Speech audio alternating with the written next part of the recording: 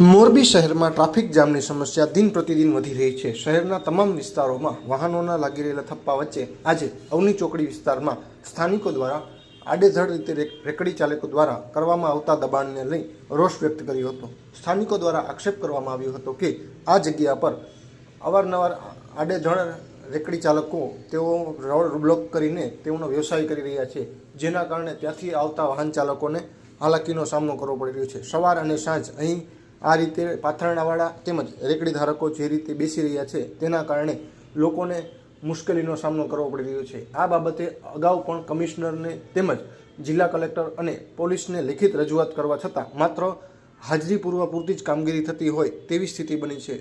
આ જગ્યા પાસે દર બુધવારે ગુજરી બજાર પણ ભરાય છે, જેમાં મોટી સંખ્યામાં લોકો એકત્ર થતા હોય। એક તો જગ્યા નાની છે એવી અને આ જગ્યા પર મોટી સંખ્યામાં લોકો એકત્ર થતાં જો કોઈ દુર્ઘટના બનશે તો મુશ્કેલીનો સામનો કરવો પડી શકે છે તેવી પણ સ્થાનિકો દ્વારા ચીમકી ઉચ્ચારવામાં આવી છે। યશભાઈ ગામી, અહીંયા આ પ્રોબ્લેમ અમને 6 મહિના થયા છે। રોડ ઉપર લારી ગલ્લાવાળા લારી આડેધડ ઊભી રાખે છે અને આની અંદરમાં અનલીગલી વગર બિનખેતી કરેલી જમીનમાં કોઈ પણ જાતની મંજૂરી વગર આ લોકો બુધવારી અને શુક્રવારી ભરે છે, જેના કારણે ટ્રાફિકની સમસ્યા થાય છે અને આ 10 ફૂટની શેરીમાં 5000થી વધારે લોકો અંદર અવરજવર કરે છે। તો આની અંદર ગમે ત્યારે નાસભાગ થશે કે કાંઈ પણ બનાવ બનશે તો આનું જવાબદાર કમિશનર સાહેબ રહેશે। અમે કમિશનર સાહેબને આનું આવેદન આપેલું છે। સિટી પોલીસ સ્ટેશનમાં રાકેશ પટેલ સાહેબને અમે આની જાણ કરેલી છે અને એસપી ઓફિસમાં જાણ કરેલી છે, તો છતાં તંત્ર આની કોઈ નોંધ લેતું નથી। અને એકવાર કલેક્ટરશ્રીએ આ પ્રોપર્ટી માલિકને નોટિસ આપીને દંડ પણ કરેલ છે, પણ છતાં એનું કોઈ ધ્યાન દેવામાં આવતું નથી। તો આના જવાબદાર છેલ્લે સાહેબ કમિશનર સાહેબ શ્રી રહેશે। શું નામ તમારું? કેડી પરસુંબિયા। અહીંયા અત્યારે જે રોડ ઉપર લારી પાથરણાવાળાનો ત્રાસ છે, શું કહેશો?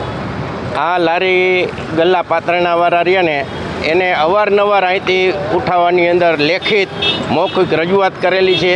ક્યારેક ક્યારેક કોર્પોરેશન અથવા પોલીસ એક દિવસ આવે 2 દિવસ ન આવે અને પાછા જેમ રાબેતા મુજબની અંદર જેનો હક હોય ને એવી જ રીતે અહીંયા બેસી જાય અને વાહનો માટે એક તો મોરબીની અંદર ટ્રાફિકની સમસ્યા અનહદ છે, એની અંદર આવી રીતે અનહદ રીતે આ અવૈધ રીતે જે લારી ગલ્લા પાથરણાવાળા છે એમનો ત્રાસ ખૂબ છે અને અહીંયા ટ્રાફિક જામ થતો રહે છે।